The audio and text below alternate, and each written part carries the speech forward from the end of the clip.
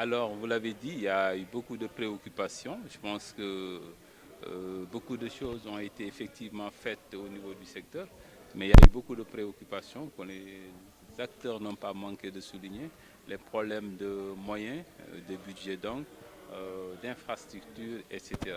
Je pense que des rapports, des réponses ont été apportées sur ces préoccupations. Des choses ont été faites. Beaucoup reste à faire. Ça, c'est la grosse préoccupation du ministère en particulier.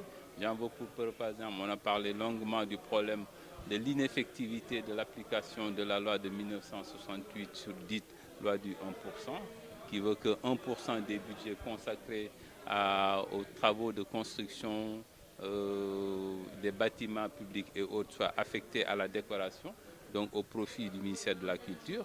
Ce texte n'est pas appliqué alors qu'il est effectif, c'est-à-dire qu'il pose des règles qui sont encore d'actualité. Il y a aussi le problème de la loi sur le mécénat qui devrait permettre quand même à nombre d'entreprises de soutenir le secteur de la culture, mais en l'absence d'un texte qui quand même permet de déduire les sommes qu'ils mettent dans la culture au niveau fiscal, nous avons un projet de loi aussi, un avant-projet, puisque ce projet n'est pas encore soumis au gouvernement.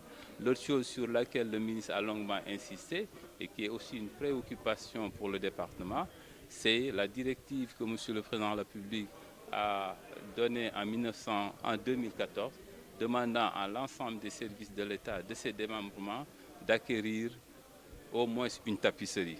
Ça, c'est au profit des manufactures sénégalaises des arts décoratifs, qui est le fleuron de notre industrie culturelle, et que cette directive avait été donnée pour la soutenir. Force est de constater effectivement que cette directive est appliquée en partie.